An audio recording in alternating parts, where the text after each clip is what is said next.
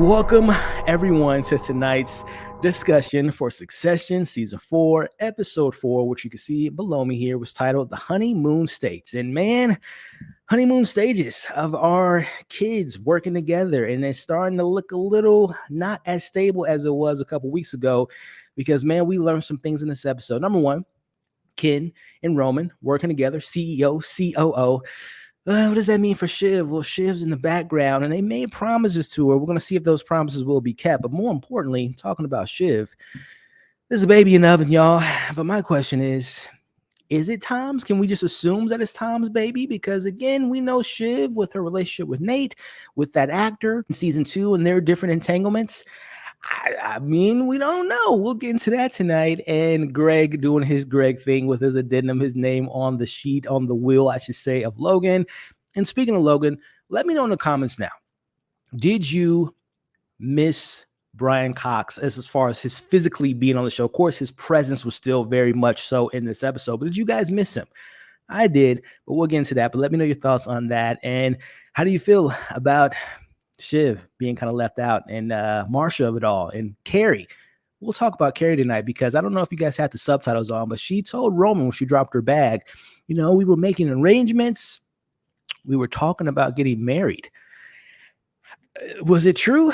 Y'all know how I feel about Logan and Carrie might have their own baby coming, but look, we got a lot to discuss. But before we get into it, hit the thumbs up if you guys are having a good time. If you enjoyed tonight's discussion and, of course, enjoyed the episode, share the video, and, of course, leave your thoughts in the comment section. If this is your first time watching one of the videos, consider subscribing. We talk Succession, we talk Barry, we talk all things HBO, Disney, Marvel, you name it. We have a good time here. So with that, let's get into the discussion, y'all. And I love how they set it up. Who's the first person they showed us in tonight's episode? It was Ken, who was sad and upset, reasonably so. Who was the second person they showed? It was our boy Roman, who seems to be okay. He says he's pre-grieved. He's doing okay because he says in his head that he's been kind of planning for this day. So, okay, Roman. But then the third person we check in with opening this episode, Devon. And again, like I said, we have our boy Kendall here, the new CEO. That's always been my personal choice, and I'll let you guys know why I always had Ken in the front running a little bit later in tonight's breakdown. Like I said, and again, the order they have it in kind of foreshadowed, I guess, what we're going to see in this episode. But let's talk about it. If she's kind of thinking about obviously losing her father, everything going on with Tom, but then she gets a call from her doctor. At first, I'm not going to lie to you all. When she was on the call, I thought it was the doctor calling about, the autopsy or what was the cause of Logan's death, which we actually got how he died. We'll talk about that a little bit later. But no, the doctor's calling because, ladies and gentlemen, Siobhan is pregnant with a child. Go back to season 3. It was either the second to last episode, which I believe it was, where her and Tom were talking about having kids and she was going to freeze her eggs. And again, if we're following the trajectory of the timeline, tonight's episode and the episode I'm talking about, we're no more than 3 or 4 months from season 3 into where we're at now. Because if you guys do know, this season is taking place, like they're days that we're following days. So this is only 4 days into the season. So I guess the conversation between Shiv and Tom is that they were planning on having kids. We would assume that they were having sexual adult things between season 3 and season 4. But then we also know that they were in an open relationship. The question I have in my notes here is, well, number one, she's 20 weeks out. I assume that Tom is the dad. I think he's the dad. But then I bring up, they were in an entanglement. I'm assuming it's Tom's child. But then the other question is, if we're sticking with Tom being the dad, does he know that she's pregnant? Because the way they were maneuvering in this episode, it didn't seem as clear to me that conversation has been had. How do you feel about the pregnancy? Will we see the baby by the end of the season? I don't know if that's something that we're going to jump ahead in time. Will there be like a big time jump sometime soon and we'll see how things are going on with them? Or again, we're just going to go by, this is 1 day, next episode 5 is 5 days. So I'm very curious on what all comes of that. The show does such a great job of, we all know the writing is fantastic, but they throw in these bombs so subtly. It's just like, this is just the facts. This is just live. It's almost like a play. Like everything's happening in live action. Everything's happening in the moment. Like their reactions are genuine, right? It just feels so authentic. But authentic. I don't know if that's the word I would use when I talk about this character here, and that is the return of a character we've been talking about for weeks. Will she appear? Will she come back from her shopping in Milan or whatever she was doing? Well, she's here. She lets Ken know that her and Logan had a complicated relationship. We all know that, but it was still a very intimate relationship. According to her sources, right? He say, she say. The other guy can't speak for himself because he's dead. But according to her, they spoke every morning, they spoke every afternoon, and then they had intimate conversations at night. For a man that is worth $1 bazillion, that sounds like a long day of communication that I don't think was true. If I'm being honest with you all, very curious on if this is true, that there was still communication between the two, or if Masha, very similar to a lot of these characters right now, they're just scrabbling. They're just running around trying to grab as much as they can right now. And of course, in her eyes, me and Logan were very close. I'm still his wife. So, she's making sure that her name and she's still felt in this family. So the way the show handled this kind of moment here was just beautifully done. When Ken's walking through, the corridors of his father's house, the sorries, I'm sorry for your loss, this, that, and the other.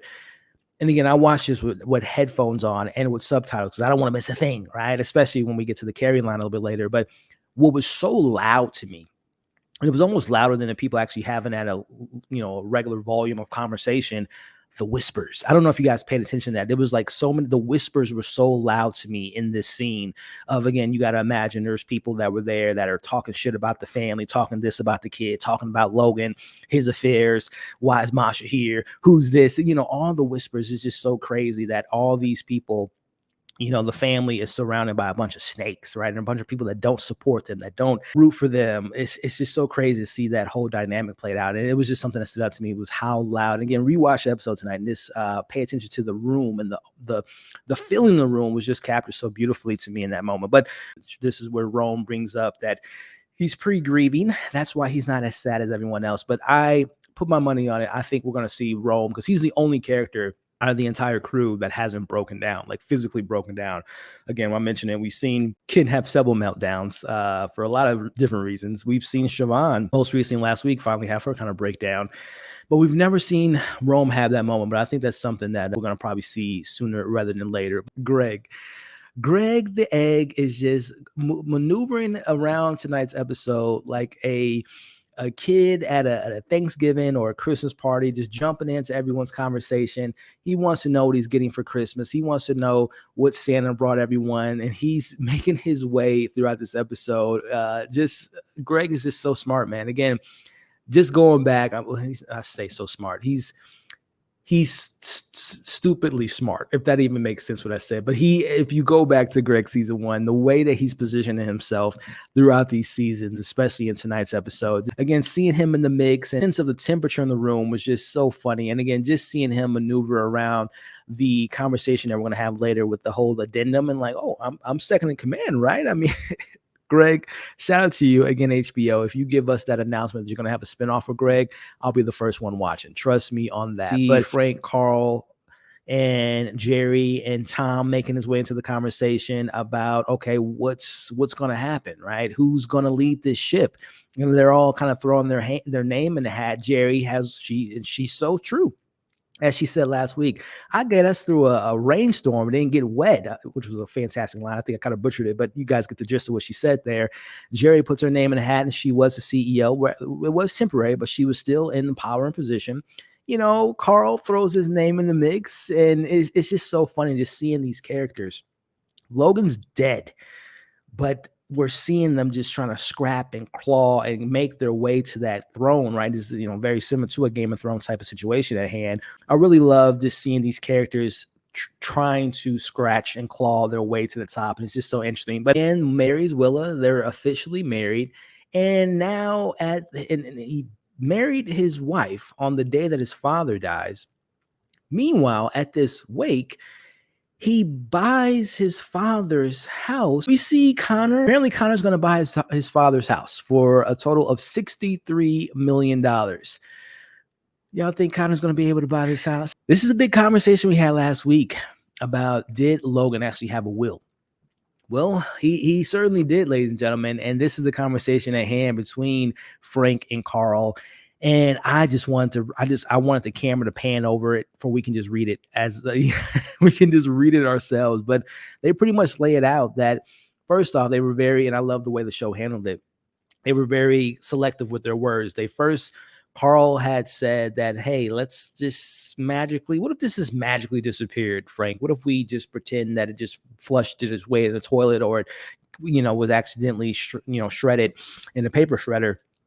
She comes in and it's the three of them having the conversation. And then they mention, Frank says, read paragraph 3. And I'm like, on the edge of my seat, what does paragraph 3 say? Is it who's going to be in charge? Which we'll get into that conversation here in a second. But as this is all going on, the kids make their way into the room. And again, going back to this first episode of this season, Siobhan, Ken, Rome, they're on the same page. They're working together. They're trying to start their 100 business that was just talked about and kind of forgotten about after the Pierce acquisition came into account. And then the idea of them screwing over their father. So the kids are kind of all over the place. But again, the big thing I want to focus on, they were working together. Well, things change when your name's on the will as taking over as CEO. And ladies and gentlemen, it's one and only Kendall Roy, the prodigal son, the big screw up. He's the one. Now the question is schematics of it all. This will here is apparently was rolling over 4 years ago, and there was a pencil addendum. The fact that Logan kind of did this secretly. No one knew about it. His attorneys didn't know about it. Frank didn't know about it. It was very secret, very hush hush. But there is a pencil addendum in there, and Frank mentions, and that's where the whole conversation comes at hand. Was his name underlined or was it crossed out, right? As the conversation comes out that first off, Shiv and Rome are like, hold on, Sonny boy, this is 4 years ago. And as Frank brings up, there's been many different things that's been happening in the last 4 years. So let's not take too much stock into your name being potentially underlined or if you ask them, his name was crossed out. And if I'm being honest, I do think Ken's name was crossed out because we all know him and his father had a very interesting relationship, especially in the last few seasons. But nonetheless, the fact that Ken's name was there just speaks volumes. I mean, going back to season 1, episode 1, Ken was supposed to take over the company. We all know that. But then, of course, we know what happened with Logan, and he was sick, and then he came back into the mix, and he took over, and, he screwed over his son, and Shiv was going to take over for a minute. She got screwed over, and we know, we're 4 seasons in. But I think, and this is just my personal opinion on it, and let's have that conversation in chat between Ken, Rome, Shiv, and hell, you could throw Connor in the mix. I've always felt that Ken was the one that should take the company over because as we see in the end of the episode, as we'll talk about, I've always felt that, number one, he had the most experience with the company, as we know. Yes, he can be very irresponsible. A lot of things that take him down a couple notches, but from a business perspective, it just made sense that he could take over the company. But then if we want to bring in the other attributes to him being the leader, he was the only one of the kids that did a Logan move. And I'm not talking about tonight's episode. I'm talking about when what hit the fan, and when Logan was going to sell his son out for the whole cruiser situation, and when he had to sit on that podium to take the fall for his dad and the company, he switched the game up on his own father. And that move to me proved to me that he is a shark. He got that bite in him. He got that dog in him. Yes, it might be a Chihuahua compared to Logan being a Rottweiler, but he has more of a bark to him than I would say Roman, and I would say with Siobhan, as they talk about a little bit later in this episode, she kind of lacks the experience of it all, the business side of it all. But I've always felt as though Kendall, even with his flaws, was the right one in charge. But that's just my thoughts. Again, in the comments, who did you always feel like was the one that should have been in control? Ken, Siobhan, Rome, Connor, let me know in the chat. But as we see the conversation at hand, Siobhan and Roman aren't really on board with it. More so Siobhan. She was very, very kind of aggressive with it. Reasonably so. Again, she has her reasons why, because she knows more of Ken as far as the personality traits might not be the best suited for a CEO. But again, I got to bring it up again because this guy is just so funny. Greg gets brought into the room and they mention that his name was also on this will. It's kind of confusing in regards to the Greg of it all. But the fact that Greg, and again, I'm just speaking to, if you go back to season 1, him at the parks throwing up in his suit, in his outfit, and just the dumb decisions he's made throughout the season. But the fact that he took the opportunity to say, well, wait a minute here. Listen, and also too, before we get to Greg, I do love the line when Siobhan is saying, like, it's, whether it's underlined or your name was crossed out, you and Dad weren't on the best of terms. This was 4 years ago. I loved when Ken said, Siobhan, well, your name was nowhere to be found on this paper regarding that. So that was, and it shut her up. I love that line. I love when the siblings are bickering. But Greg, man, he comes in, he's an opportunist. He comes and say, wait a minute. And they're poking fun of him. And he's like, does that mean that he wanted me to be second in command to Kendall? And then when Frank just bust out laughing, it was just such a good scene. Again, the way this show is able to mix in the seriousness of the situation, there's a lot of things at hand. But then when a Greg character can be in this room with all the seriousness and bring in that levity, and it doesn't feel jarring or takes you out of the scene, it just fits so organically. He's just my best. He's just the best. He's just awesome. I love him so much, man. He's so funny. See him question if this was really real, and he has a conversation with Frank, and he says, he made me hate him, and he died, and I feel like I was a disappointment to him. And Frank gives him some words of encouragement, and says, he was an old bastard, but he loves you.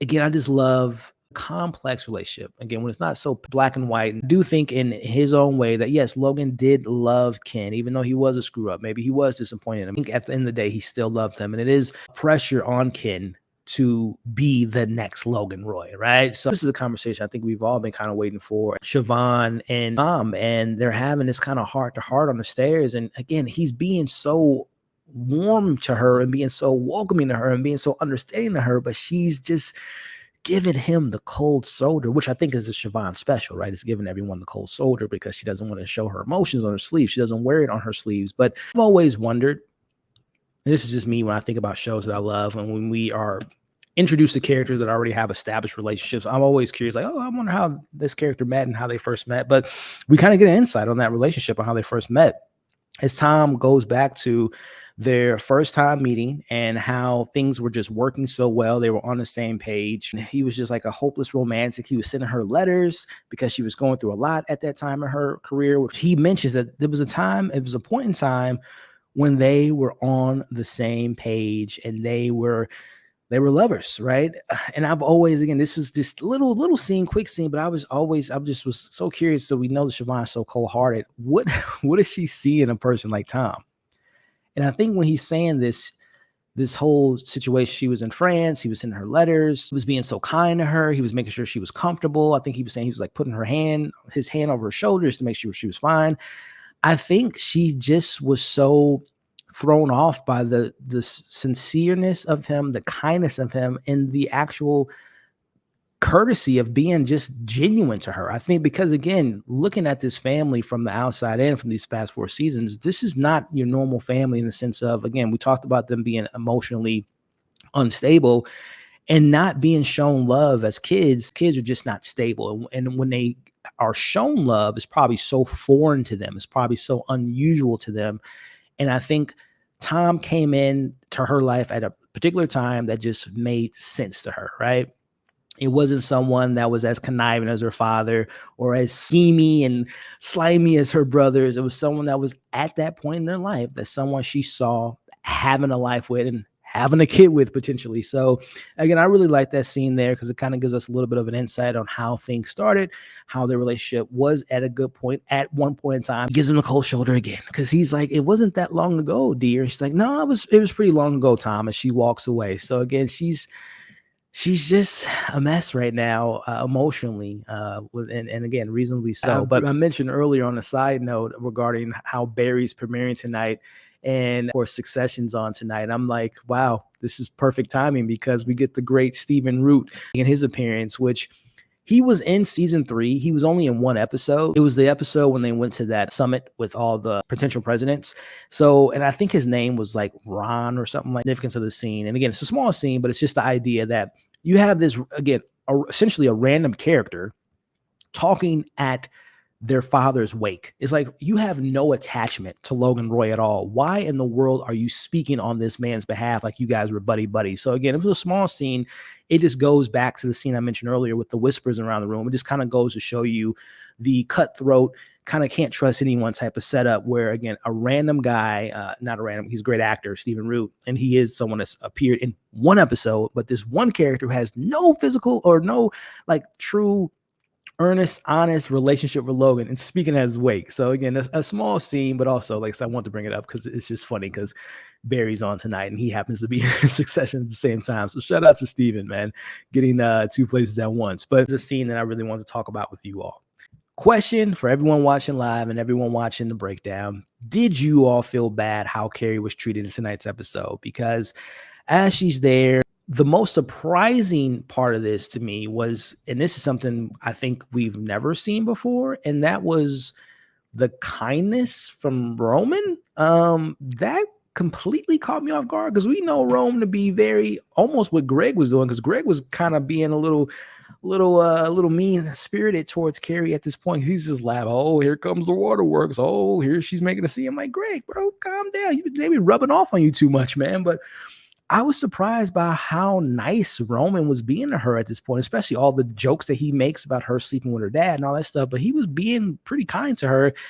But the point that I want to bring up as she drops her bag, which by the way, when her bag dropped, I thought it was going to be like a pregnancy test in the bag. Like, oh no, she is pregnant, which I still think there's something there. But more importantly, she whispers to Roman, as you guys can see on the screen now, we were talking about getting married. And then she goes on to say that he had other arrangements. Can you make sure she's, very emotional? And again, the whole theme of this episode is what do these people do after their king has fallen, is dead? And we're watching everyone just scramble around. So Carrie, do you all think that this is true? That Carrie and Logan were going to marry each other? But do you all think that Logan was going to marry Carrie? Like this is an actual common pillow talk, right? Because the question I brought up last week or week 2, I'm sorry, when we found out that Carrie was trying to be an anchor and Logan was going to allow the conversation to happen. And even though I think that he knew that she was not ready to be on air, the thing that made me more surprised was just the fact that she was able to get something out of Logan, which to me means that it was not a two-way street, but it was a more serious relationship than I initially thought it was, because we know Logan to be like, I get everything from everyone. You don't get anything from this relationship. You don't get anything from me. You kiss my feet, right? So the fact that Carrie was able to maneuver her way into maybe being on air, even the fact that she was able to get audition, right, and to cut the line per se, speaks volumes to me that maybe there was talk about Logan marrying Carrie. And again, going back to season 3 with the whole him taking whatever immune juices to potentially have a kid. So listen, the question I have for you all is, I think Carrie's going to have a lot more stuff to do in this season, whether it is revealed that she was pregnant. And maybe there is something else that Logan had set up for her that we just haven't heard about quite yet. Let me know how you all feel about that.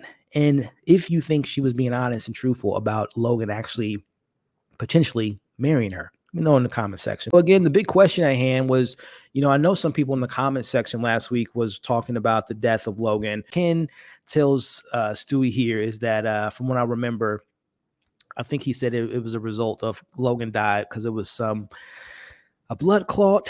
I can't remember the medical term that he used, but I'm pretty sure it was like from when he said it, I like immediately Googled it. And I remember when I looked it up, it was like a blockage in his lungs or like a blood clot in his lungs. So natural causes, you can say. Nothing too crazy. No one poisoned him. In the conversation here, we see Ken is, being, and the whole Ken and Stewie relationship has always been so complicated. And all these relationships are complicated, but he wants to have a friend at this point. He hugs Stewie and Stewie embraces him, and they have a bit of a heart-to-heart in regards to Stu's like playing the game as they all do. What am I going to get out of this, Kendall? If we know Stewie has skin in the game. He is on the board, and Ken's name is on the table. And when the board is brought to the table, will you back me up? And again, Stewie's like, well, what do I get out of this? He said, man, can you just be a friend? I'm grieving. My dad died. And they cut it pretty quickly. I wanted to hear the response from Stewie, but we find out what Stewie's response was here in a second. But I do appreciate, because Stewie's always conniving, always looking for the next deal, always doing stuff. Someone you can never trust, but he finally backed him up.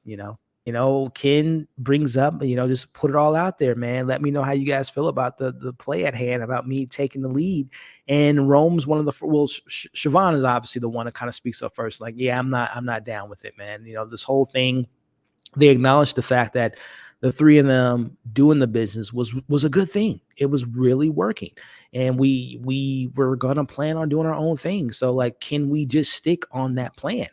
And, Siobhan says that, and Rome throws in his 2 cents of the matter. And he says, it doesn't look good, bro.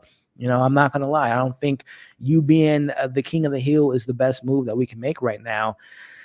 So then, Ken plays the room. He reads the room. Okay, it's 2 against 1. I need one of you guys to be on my side. So then he plays into the hand, because right now Siobhan's playing tough. She is not bending as easily as he would hope her to. So he's like, okay, let me go to my little brother. I was COO at one point, and the 2 of us, maybe we can get that conversation again. And he's like, yeah, bro, I think we can do that. And Siobhan's like, hold the front door. It's 2 against 1. So we see that they managed to get her to agree. They make a deal that they're going to just temporarily, while the sale goes through with Matsson, we're going to do all that for maybe 6 to 7 months, just temporarily. And then we promise you we won't screw you over. And they mention, Siobhan's like, don't, make a promise, put that on our dad, right? Put that on your mom. She says, put that on dad, because that was a serious moment. They bonded over that. They acknowledged that in this episode, that was really a moment they actually bonded. So she agrees to let them temporarily, Ken be the CEO and Rome be the COO. As they make the announcements, the crowd's going wild, and Greg's in the background saying, long live the king, long live the king. I love that. And even prior to that, going back a couple steps here and a couple scenes, again, acknowledging that Stewie, he did keep his word. He did back Ken up in the room.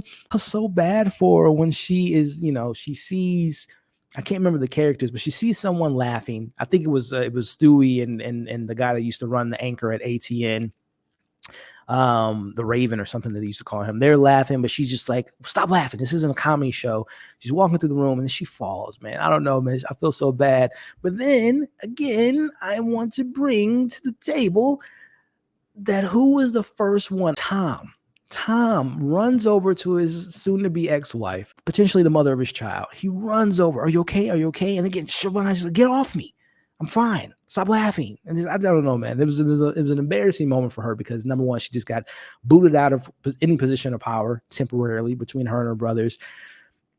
She lost her dad.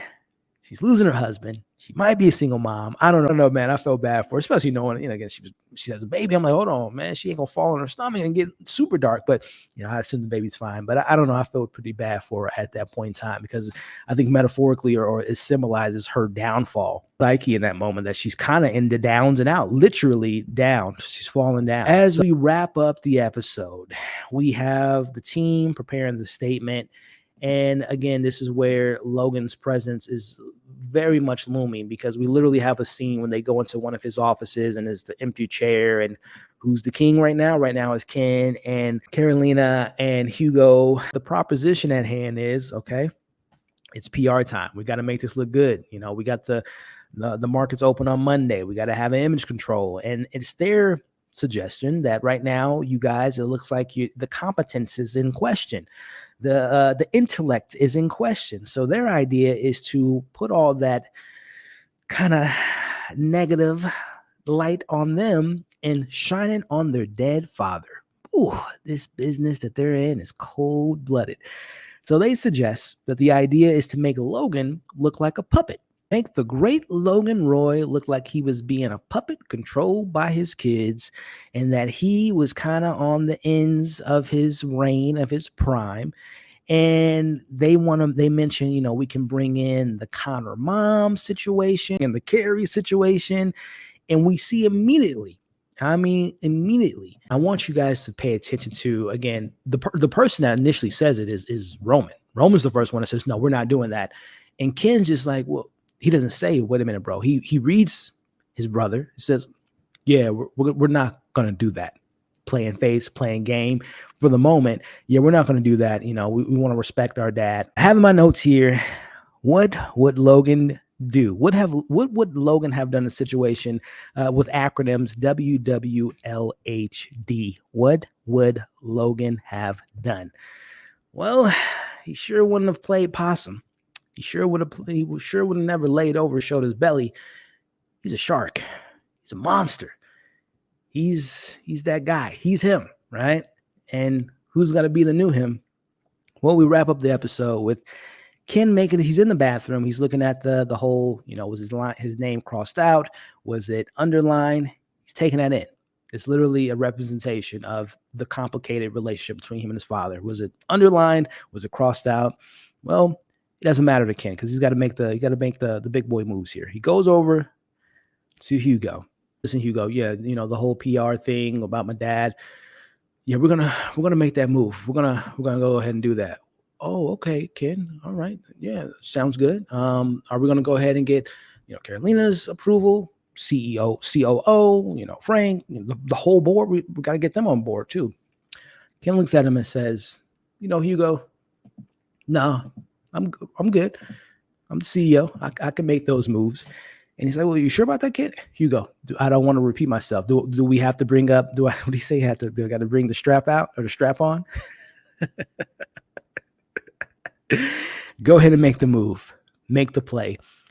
Without his brother's consent, without the other board members' consent, this is Kendall embracing his father. This is Kendall making that Logan move with the smile of Logan Jr. looking 40 years younger, new hairstyle. You know what I'm saying? Look at Logan Jr. on here, guys. That's my boy Ken. Oh man, that's a Logan move, y'all. That is a Logan move. The big question I asked up top is, did you feel the absence of Logan in tonight's episode? I think not, because he's here on the screen now. Not as cutthroat, obviously, but yeah, man, Logan 2.0. Ken willing to throw his dad on the bus literally hours after he, a day or so after he died. I think he'll make his dad proud. Because I go back to season 2's finale when Ken threw his dad on the bus with the whole cruise situation. Go back to that season finale. What did Logan do? He smiled. He wasn't pissed off or mad or throwing a hissy fit. He smiled and said, that's my boy.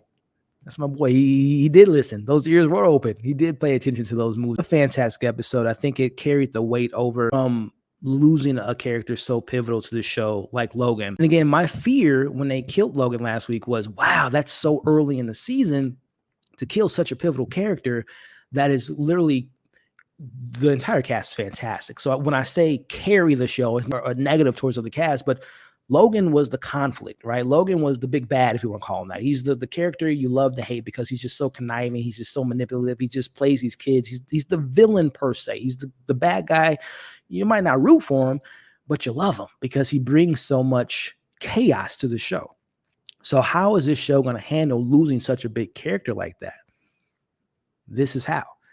Is continuing his legacy through his kids. Literally, Succession, Kendall being that next version of him and making those moves that Logan would have made. So I loved it, man. And I love the whole thing at play with Siobhan and her mindset. She has to look out for herself and now her baby. The whole time of it all, keeping the secret from him, if he is indeed even the father.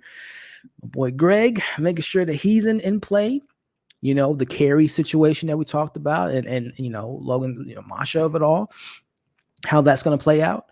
And Roman and Kendall, with this recent move that Ken made, are they going to be on the same page moving forward? Will Roman understand the move? Will he immediately just feel bad for going into business with his brother? there's so much at play. And again, if you guys saw the trailer for next week, it looks fantastic. We're going to be actually getting, finally, Alexander Skarsgård is going to make his appearance as Lucas Matsson in the episode. And it seems like they said that he's in a retreat right now.